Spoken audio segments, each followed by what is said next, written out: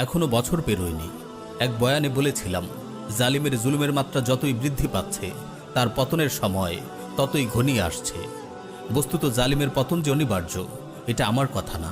পবিত্র কুরআন ও হাদিসের বহু জায়গায় জালিমের ধ্বংসাত্মক পরিণতি ও তাদের কঠিন পাকড়াওয়ের কথা বর্ণিত হয়েছে। সাহিহ বুখারীতে এসেছে, আবু মুসা রাদিয়াল্লাহু আনহু থেকে বর্ণিত, তিনি বলেন, রাসূল সাল্লাল্লাহু আলাইহি ওয়াসাল্লাম বলেছেন, আল্লাহ তাআলা জালিমকে অবকাশ দেন, কিন্তু যখন তিনি তাকে পাকড়াও করেন তখন তাকে আর ছাড়েন না। অতঃপর তিনি এই আয়াত তিলাওয়াত করলেন, আপনার প্রতিপালকের পাকড়াও এমনই হয়ে থাকে, যখন তিনি পাকড়াও করেন অত্যাচারী জনপদসমূহকে, অবশ্যই তার পাকড়াও ভয়াবহ, বড়ই কঠিন। বস্তুত জালিম তার কৃতকর্ম সম্পর্কে গাফিল হলেও আল্লাহ তাআলা মোটেও গাফিল নন।